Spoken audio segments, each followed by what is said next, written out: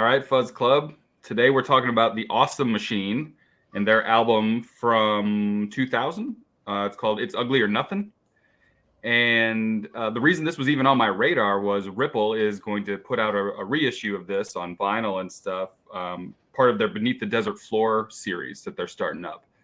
And when I first heard about it, to me, it kind of sounded like the Brown Acid series, kind of. Maybe they'd find a track here and a track there from some old bands that didn't really get their due, and they put it into a compilation and put that out. But it sounds like it's going to be kind of more like reissuing some albums that have kind of flown under the radar, which is very cool. And I had never heard of this band. I had never heard this album, nothing. But I was excited as this was the first album in that series. So I decided to dive into it, and I was kind of blown away that I had never heard of it. I mean, it's from 2000, but, you know, it sounds like a lot of those bands that got me into stoner rock to begin with. The Astro Queen and Dozer and Rollerball and just some of those bands that, you know, just were early on and maybe had an album and then kind of disappeared. So I don't know how this one flew under the radar for so long, but that's why it's part of this series, and that's why it's now on our radar. So maybe before we get going, we'll just do some quick intros. It's just the three of us tonight, but Ben, why don't you say hi to everybody and we'll get started. Hi, I'm Ben, aka Benriz, guitar player for Lost Dutchman and bass player for Southern Gate. And Eddy. I'm Eddy. I play guitar in the Endless and bass in Low Talk and Iowas, or the upcoming Iowas anyways. Awesome. All right, so anybody else have a similar experience to me with the Awesome Machine? Had anyone ever heard of these guys? Not before you'd pop the recommendation, and it's good. I'm never surprised, by the way. I mean, they're from Sweden also. So like Sweden in 2000, when this was coming out, I mean, there's plenty of desert stoner rock bands out of Sweden. I mean, we talk about them on here all the time. So it's not like they're from like Ohio or something, you know, like it feels like this should have been, you know, on the radar somewhere, but apparently not. Yeah, they got that Sweden vibe for sure. Like the kind of like a low rider, like Dozer kind of sound. Yeah. They're not afraid of the bass frequency in their mix either. No. Can you maybe expound on that a little bit, because they do have that like exact sound. I mean, they sound like a lot of those bands that I had mentioned earlier, and Dozer being one of them. And I think they toured with Dozer for a while. They were probably, you know, pretty close with those guys. But, you know, what is it that makes it that sound? Is it, you know, the instruments, the recording? You know, what is it that gives them that? So much of what's captured is like really all hanging on the microphone being used in the room at that moment in time. I mean, what you hear is literally what your ear should hear but doesn't. They were able to get a little bit more of that live in room sound, to my ears at least. I mean, it really sounds like whoever was mixing on that particular album, they were brave and not a bad thing, by the way. More people need to be doing that, because I mean, why should hip hop have all the bass, you know? Yeah. Before they were formed in '96, from what I found. So this album wasn't really their first, but it seems like it was kind of like the quintessential Awesome Machine album, as far as I could tell. They did have their first demo was called Doom, Disco, Dope, Death, and Love, and I thought that was awesome. I didn't go listen to it. I didn't dig it up or anything and listen to it, but I thought it was maybe the coolest title I've heard in a while. Yeah, it reminds me of the Amphetamine Reptile like record series that they had out, you know, about 20 or so years ago that everybody managed to snatch up. They got discovered by a record label called People Like You, I think, around that time with that demo, and then went on to record this one. Another thing that I thought was interesting was the King Diamond guitarist, Andy LaRock, was the producer on this, it sounded like. So I wonder what that had to do with some of that sound that we kind of talked about a little bit. Surprising, the King Diamond connection. Maybe you guys know more about that than I do, but I just read that today actually too. But yeah, it's kind of very like experimental, like a raw like playing style. Like they just put everything into it. You can tell kind of like in the flavor of like how Kais does their guitar riffs. Put all these crazy bends in there and all these effects on the bass and everything. They did a really good job. It sounds awesome, man. Yeah. It sounded like Andy also provided some, was it maybe the keyboards on No Share, I think, something like that. So again, just to like touch on how they kind of stayed under the radar for so long, especially with kind of like this like resurgence of stoner rock and stuff like that, is just kind of surprising. If they had a connection to King Diamond in any way, in a producer capacity, or even providing some musicianship on a track. They also had a song in a movie called I Am Vengeance. So it just seems like they got they got plenty of tools in their pocket there to, like, you know, do pretty well. It just is surprising that they didn't. I don't know. Maybe they did. Maybe they did better than I thought. I didn't know about it. It's not first time hearing about the band too. To me, like in my ears, I was hearing like a little bit of Fu Manchu and like the riff, but the moment the vocals kicked in, it was like Solitude Eternus, like their finest moments, you know? What did you think about the vocals? There was a lot of moments in this where he's got some different voices. He's got a kind of a yell in there and stuff. I thought it was really great in most moments. But then I thought, well, maybe that's their weak spot. Maybe it's the vocals that weren't. I don't know. Maybe it didn't hit everybody the same way. Maybe there were some other bands at the time, Dozer or something like that people maybe gravitated towards a little bit more or something like that. Yeah, I could see that. I personally didn't really think there was anything off about the vocals. I mean, probably wouldn't have been my first choice for that particular flavor of music, but I think after, you get past the first track and you give it a chance, I mean, you're in hook, line, and sinker, but there are some really grandiose moments that were like a little over the top. Yeah. Okay. Yeah, I didn't really mind the vocals either. Like, I compare this band to Kais a lot. There's a lot of similarities, and for Kais, like, a lot of people don't like them. The people who don't like them is mainly because of the vocalists sometimes. Yeah. For this band, like, it's kind of like the music is the same a little bit, but the vocals are more accessible, I think, than John Garcia. Do you guys know the band Cowboys and Aliens? Yeah. We've talked about them a few times, just kind of even like off the podcast and stuff. And it's kind of one of those bands that either maybe you love them or you hate them. But I drew a lot of comparisons to Cowboys and Aliens. And I don't remember if Cowboys and Aliens from Sweden or not. I think maybe they are, or somewhere around there. But they had kind of a similar flavor to that. Have to check that out. Yeah, they're pretty great, I think. Like I said, some people do the love or hate thing, but I like it. Some of these tracks, like El Bajo, How Am I to Know, Out of Fuel, all that kind of stuff, are like that straight up stoner desert, driving through the desert kind of like riffage. And then there was a song in there called No Share, which was their like more epic like finale to the album.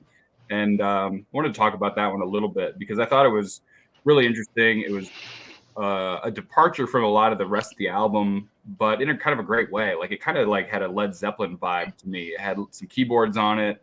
It was more drawn out. It was a little bit more epic, a little bit more I don't know if psychedelic is the right word for it, but maybe just a little bit more interesting or something than the straightforward stoner rock that was on there. Was there any other moments like that? Anything that stood out for you guys, or thoughts on No Share? Yeah, that was one of my favorite songs too. Just because it's so experimental and it's got the organ in there and everything, and it's a different vibe from what else is going on in the album. Yeah. I felt like that particular song was like that Sesame Street moment where, one of these things doesn't look like the other. But I think that when an artist does that well, you subvert expectation and you sink the hook in even further with the listener. I think they probably hit that one out of the park. Now, the two tracks after that were like kind of just like raw noise. I probably would have left one of those out. What is that? I think Untitled, it says on this track list, is after No Share. It's just Static. I removed that one as I added it to my playlist. I might have removed it right away, maybe. Yeah, it was just Static. I mean, it also shows you I listened to the whole blessed thing. I was finishing up my work day, and I'm like, this is like so clutch right now. And I mean that like as in it was needed, not as in they sound like the band. Yeah, for sure. Yeah, I think the other one's like Cruise Control had a bit of a experimental, like laid back vibe to it. This one didn't grab me though as much as like No Share, or kind of lost me on Cruise Control a little bit. Yeah, but just reading back over this write-up about some of it, and it does say Andy LaRocque, King Diamond, and Merciful Fate, apparently the main engineer and co-producer. And then I was looking at the track list here. So yeah, Cruise Control is number 5, right there in the middle. No Shares at number 10, and then Untitled, that's Static or whatever is after that. So yeah, interesting. No, think about it. I think Andy LaRocque, he took over for Hank Sherman in Merciful Fate after he'd passed. Okay. So I mean, that's big pedigree right there, and kind of circling back around to that. Yeah, a little unusual that a guy who has made a living off of being like King Diamond's like right hand, producing your album. I'm surprised this did not move more just based off of that. But also, you got to know who Andy LaRocque is in order to appreciate him. Yeah, I mean, I don't really, and I'm not like a huge King Diamond or Merciful Fate avid listener.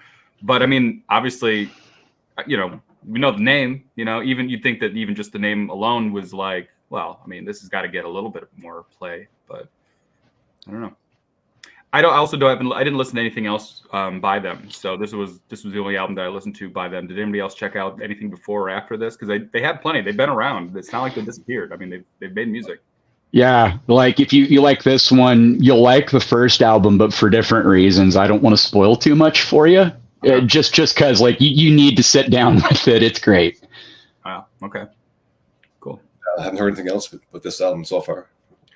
I'm excited for this reissue from Ripple and the whole series. I kind of touched on that a little bit, called Beneath the Desert Floor, where he's gonna put out different albums from the last 30 years or so in the stoner rock, desert rock, doom arena, and reissue those out, probably on vinyl. Bands that hadn't been on vinyl before, didn't quite get their due, something like that. So I'm interested to see what other bands come up, and I'm sure that we'll be talking about them a lot. But as a first one, I thought this was like perfect because, man, it just got that sound. It's just got that perfect like stoner desert rock sound. So pretty cool. Pretty excited for that. The artwork, I thought about not sharing the artwork at all, but I thought maybe it was worth talking about just for a second.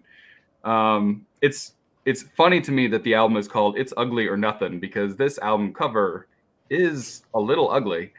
But if I was going to go for it, I would have made it ugly, like real ugly. I would have made this thing fucking ugly. This one's just a little plain, to be honest. It's not as much ugly, but I would have given it a crying baby cover myself. Sorry, say that again. Said I would have given it a crying baby cover myself. Yeah, something like that. I mean, there's a lot of ways to make an album cover ugly, and I feel like they could have went for it, at least with the reissue. I haven't seen any new artwork, so we'll see, I guess, what they do. But this wasn't their first album, it wasn't their last album, and it's kind of like their big album, it sounds like. And man, I would have really uglied this thing up, I think. Yeah, they definitely took the minimalist approach to it, and yeah, good color scheme. Especially for a band called The Awesome Machine. I mean, it's not awesome or ugly, really. It's kind of neither. But it's not exactly plain brown wrapper or like Ralph's brand, but kind of close. Yeah. All right. Well, there's not a whole lot to say about that, but I thought I would at least show the artwork for a moment there. How do you guys feel about the band name itself? Like, do you think that might have thrown some people off? Yeah, I think that it probably did, but I don't know much about that time period. I wasn't really listening to this kind of stuff at that moment. I was pretty young, but there are some bands that are similar, like Cowboys and Aliens. Probably a terrible name for a band, to be honest. The Awesome Machine, probably terrible. I mean, you look at the 90s and how kind of like all over the place and eclectic that era was of music in general, and then you add like a stoner or a desert rock thing to it. I mean, there was probably a lot of goofy names, and I know that there are. I don't know how to feel about it. I mean, it's kind of just like, it's funny that I've written an article about like humor in stoner rock, and I talk about it quite a bit, and there's plenty of it. There's no shortage of like this kind of lightness to stoner rock. So I like that. I like the fact that they don't take it too seriously and they call it the Awesome Machine. I like that, but is it the best name? I don't know, probably not. Yeah, I mean, what's in a name, though? I mean, you have direct peers of theirs, the Atomic Bitch Wax. I mean, it's a catchy name, but it's kind of dumb, too. Yeah. Yeah, exactly. That's a good example. Yeah, there's plenty of them. It's just the stoner rock genre. It's like this, that's how it goes usually. Yeah. All right. Well, really lean into the ridiculous we do. Yeah, but like I said, with a name like that, man, I would have went over the top with just ugly and awesome and went for it. But were there any low points of this album? Anything that anyone just didn't like, didn't care for, thought they could do better, hope they do better? Maybe something that's even cleaned up for the reissue as far as like the sound or anything like that. Was there anything that stood out to anybody? Didn't really think that there was anything wrong with the mix. I mean, like it was pretty burly. I think just that last track of like a record skipping Untitled, like, I mean, maybe it was just put in there to fill space for the LP or something. That's the only really thing that I would pick off of that, Yeah. Yeah. I thought sorry, go ahead. No, go ahead. No, I thought the album, like the sound quality was really, really good. It was really punchy and powerful, and even like all the guitar tones and everything was wicked. Yeah, it really was for an album that didn't quite get its due. It wasn't because of that. It had great sound quality to it, great tone to it.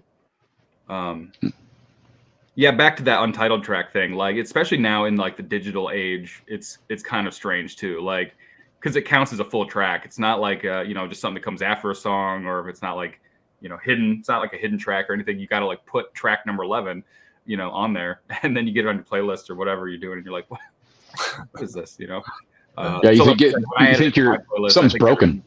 Yeah.